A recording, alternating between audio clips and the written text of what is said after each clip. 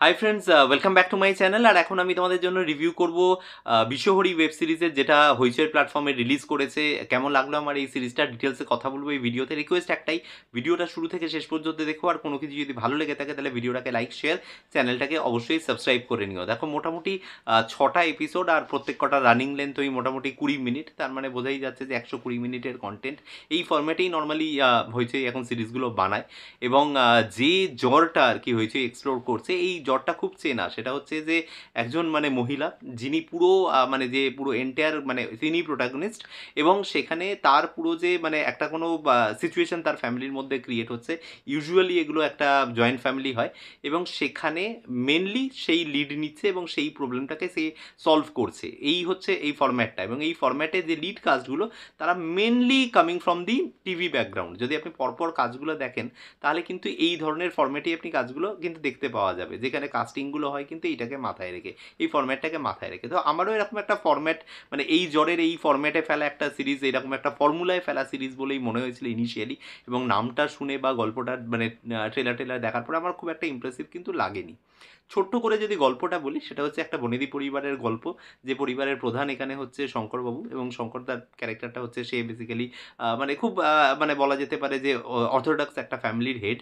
এবং সেই পরিবারে তার ভাই রয়েছে, মানে 2 ভাই রয়েছে, তাদের পরিবার রয়েছে, সন্তান সন্ততি রয়েছে। তো তার এক ভাইয়ের আর কি, মেজো ভাইয়ের আর কি ছেলে রোহন, এবং তার ওয়াইফ হচ্ছে সোলাঙ্কি। এই হচ্ছে মূলত মেন কাস্ট যেগুলো বললাম। এর পাশাপাশি আরও অনেকে রয়েছে, অরুণাভ রয়েছে, আরও অনেকগুলো ক্যারেক্টার, ময়নাদি রয়েছেন, অনেকে রয়েছেন বাকি কাস্টের মধ্যে। তো এরা একটা বাড়িতে একটা পুজোর জন্য আর কি আসে, সেটা মনসা পুজো উপলক্ষে বাড়িতে আসে। এবং যেটা মানে ইয়ে করা হয় সেটা হচ্ছে, সবসময় মনসা ঠাকুরের গল্প যখনই হয় তখনই চাঁদ সদাগরের প্রসঙ্গ আসে, বেহুলা লকিন্দরের প্রসঙ্গ আসে। এবং যেটা হয় সেটা হচ্ছে যে মনসাকে সবসময় একটা মানে গড অফ এভিল এরমভাবে দেখানো হয়। তো এখানেও কিন্তু ব্যাপারটা সেইভাবেই শুরু হচ্ছে, যেখানে দেখানো হচ্ছে যে মনসার অভিশাপে কিন্তু বাড়িতে একের পর এক অনেকগুলো ঘটনা ঘটে যাচ্ছে। কোথাও হয়তো পুজোয় ত্রুটি বিচ্যুতি হচ্ছে, সেই কারণের জন্য একের পর এক মানুষের কিন্তু ডেথ হয়ে যাচ্ছে।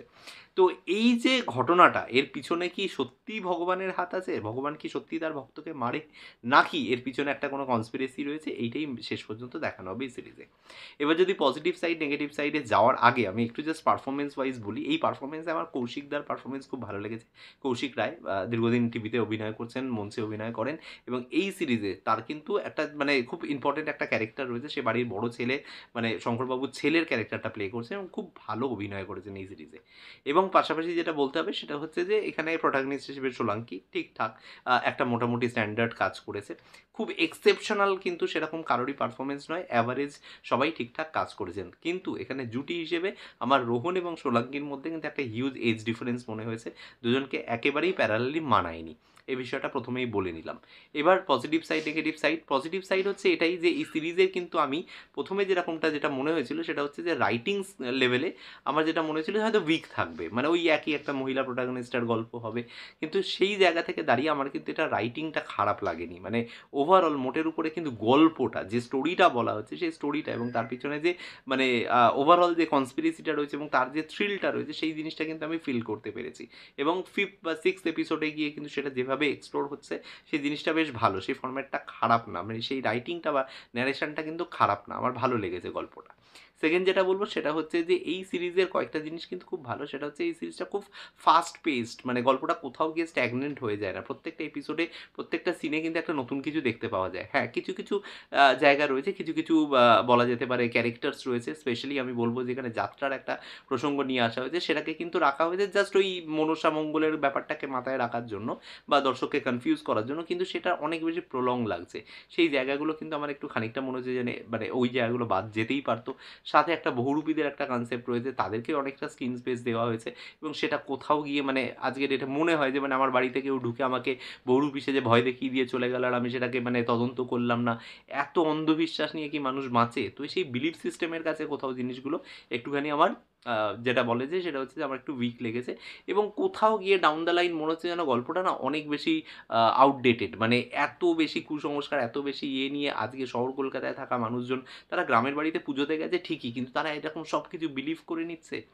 এই জায়গাটা আমার কোথাও একটুখানি মানে ইয়ে লেগেছে। আদারওয়াইজ মানে আমি বললাম যে স্টোরি এবং অন্যান্য জায়গায় এডিটিং, কালার গ্রেডিং, এইসব টেকনিক্যাল পার্টগুলো বেশ ভালো, মানে খারাপ না। সিরিজটা দেখতে কিন্তু প্রেজেন্টেশন ওয়াইজ খারাপ লাগছে না, ওভারঅল এই জিনিসগুলো ভালো লাগছে।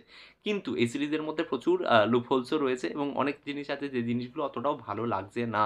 সেটা মানে যেটা বলবো সেটা হচ্ছে যে এই সিরিজে না ক্লিফ হ্যাঙ্গারগুলো একেবারে কাজ করেনি। প্রত্যেকটা এপিসোডিক এন্ডে পরের এপিসোডটা দেখার বিষয়ে যে একটা আগ্রহ তৈরি হবে না, ইভেন 5th এপিসোড যেটা একটা মানে মোক্ষম এপিসোড, যেখানে 6 নম্বর এপিসোডের যে ক্লিফ হ্যাঙ্গারটা, সে হ্যাঙ্গারে কিন্তু পুরো একটা বলতে পারো যে এখানে একটা ইয়ে দিয়ে দেওয়া হলো, মানে একটা স্পয়লার দিয়ে দেওয়া হলো, যে স্পয়লারটা কিন্তু আমরা আগেই জেনে গেলাম 6 নম্বর এপিসোডে কী হতে চলেছে। এই যে জিনিসটা না, এই জিনিসটা ভীষণ ব্লান্ডার করেছে এবং ক্লিফ হ্যাঙ্গারগুলো একেবারেই কাজ করছে না। একটা এপিসোডের থেকে পরের এপিসোড দেখার যে ইচ্ছে, যে চাহিদা তৈরি হবে, জিনিসটা তৈরি হচ্ছে না। পাশাপাশি ওভারঅল যেটা বলবো সেটা হচ্ছে যে এই ধরনের সিরিজে না music plays a very important role, এবং তার পাশাপাশি হচ্ছে যে এখানে যেহেতু লোকশিল্পীর কথা বলা, যে লোকসঙ্গীতের কথা বলা হয়েছে, তো অনেক ভাইব্রেন্ট কালার টালার ইউজ করা হয়েছে এই যাত্রা সিকোয়েন্সগুলোতে, কিন্তু সেইভাবে না মিউজিকটা ওয়ার্ক করছে না। মানে সামহাও এই যাত্রা পালার সময়ের মিউজিক বলো বা অন্যান্য সময়ে যে বাড়ির ভিতরে যে সমস্ত টেনশন ক্রিয়েট হচ্ছে, এই সমস্ত না মিউজিকটা ঠিক সুন্দর ওয়ার্ক করছে না, মানে বিজিএমের কথা আমি বলছি। এবং যেহেতু এই ধরনের একটা ইয়ে রয়েছে এবং এখানে একটা মনসামঙ্গলের গান বা এই জায়গাগুলোকে দিয়ে জিনিসটাকে সুন্দর করে গোছানো যেত, মিউজিকের মধ্যে অনেক ভালো কাজ করা যেত, সেই জিনিসটা না সামহাও ওয়ার্ক করেনি এই সিরিজে। তো ওভারঅল আমি বলবো যে যদি হাতে টাইম থাকে, হইচই সাবস্ক্রিপশন থাকে, দেখা যেতে পারে। একেবারে মানে পাতে দেওয়ার যোগ্য না, ফেলে দেওয়ার মতো এরকম বলবো না, আনলাইক রিসেন্ট কয়েকটা যেগুলো হয়ে গেছে আর কি, এই সমস্ত এই ধরনের গল্প যেগুলো, তো সেগুলোর মতো একেবারে বলবো না, সেগুলোর তুলনায় ডিসেন্ট, মোটামুটি সোলাঙ্কির পারফরমেন্স ভালো। তো একবার একটা গিভ ইট আ ট্রাই, এই বেসিসে কিন্তু দেখা যেতেই পারে।